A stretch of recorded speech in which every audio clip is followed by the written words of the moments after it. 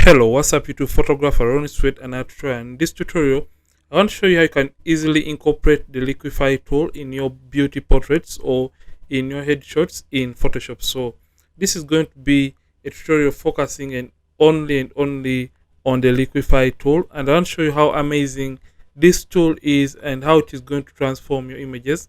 And if I told you learned something new from this very tutorial, I have a request that you hit the like button on this video so that YouTube can push and recommend this channel and this video to many people, and this is going to be helping the channel grow in the long run. So right now we have an image that we have already retouched, and let me show you a quick before and after for everything. So that's the before and after. So usually what I tend to do when it comes to using the Liquify tool, or what you have to do when it comes to using the Liquify tool rather, you have to create a stamp visible layer. By stamp I mean you have to create a copy that is going to contain all the adjustments that you made to the image. So in order to create that, if at all you're using Windows, simply press Shift alternate Control E on the keyboard, and that is going to create a stamp visible layer. Then if at all you're using Mac, you can use Shift Option Command E on the keyboard, and that is going to create this stamp visible layer, because the Liquify tool works with a layer that is containing information. It doesn't work with adjustment layers. That is why I've created this stamp visible layer. So how this works, I'm just going to go through different aspects of the Liquify tool and how you can use it to transform or make adjustments to your images. So I'm just going to come right here in order to access the Liquify tool. Come right here to filter, because it is a Liquify filter. So come to filter, then you come down right here to Liquify.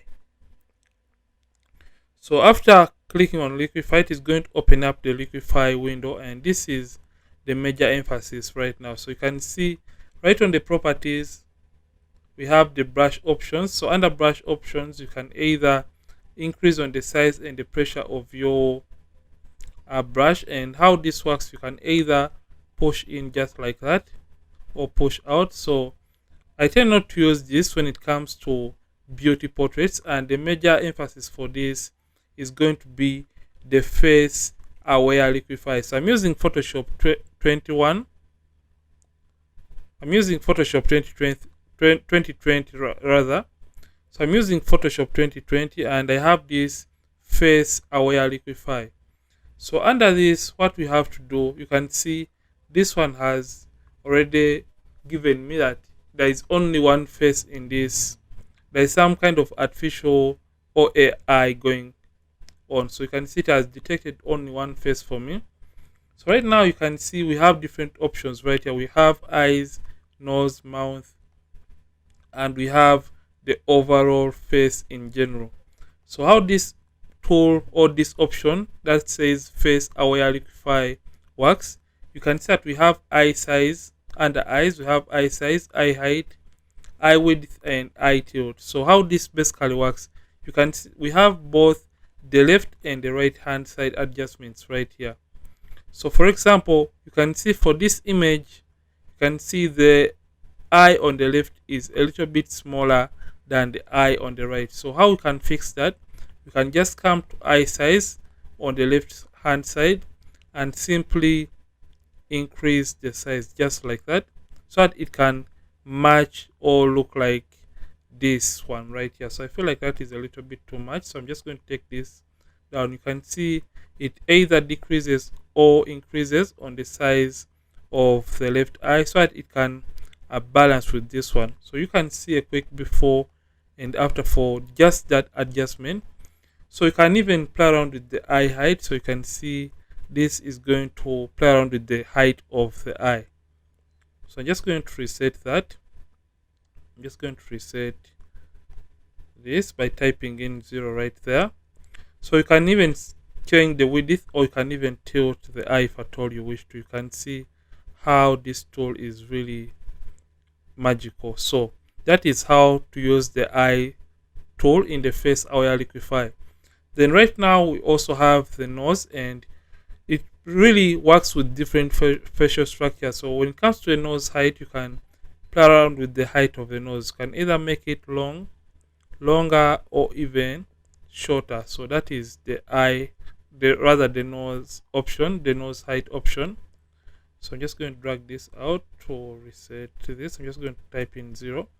So the nose width, it also plays around with how wide you want the nose to be in the images. So you have to really work on it the way you feel like you should, but you shouldn't overdo it, because it should be done when a client really makes such a request, because you may alter or change the facial structures of the client, and they may not be happy with it. So we have another option that says mouth, and under mouth you can see it can really increase or intensify on the smile. Just look at the smile right there, or it can even make the lips a little bit sad. So can either increase on the smile. So that is how the mouth tool works under smile. So you can either increase the thickness of the upper or lower lip. So you can see you can increase the thickness of the upper lip, or you can either decrease on the thickness of the upper lip, or you can as well do it for the lower lip. So you can just either increase or decrease on the size of the thickness of the lower lip. So that is how that you can even make the mouth wide or narrow if at all you wish to. So it depends on what a client really wants you to do to their portraits. So right now we also have rather the face shape. So under this, you can either increase or decrease on the size of the forehead. So this is more like the overall face in general, or the outlines of a face. You can see, so under forehead you can see you can either make it longer or you can make it shorter. You can see what this tool works best, or how it affects the image. And right now you can either make the chin a little bit longer or shorter. So you can see how this tool also works or affects the image. Then we have the jawline. So the jawline is either going to make the jaw of our model or of the portrait a little bit broader, or you can even make it narrow. So you have to be careful with this and don't overdo your liquify, and can even play around with the overall width of the face. So you can see sometimes as we're taking images, maybe the size or the lens that we use tends to alter or change or make the face a little bit wider. So you can come to Liquify and simply reduce on how wide the face, or how wide you want the face to be. So just by doing that, you can see it has already altered the size of the face. So you can see a quick before and after for the Liquify, and you can just come and simply press OK to commit the changes that you made to the face. You can see that's the before and after, by just using the Liquify tool within Photoshop to correct a headshot or a beauty portrait. So this is it for this tutorial.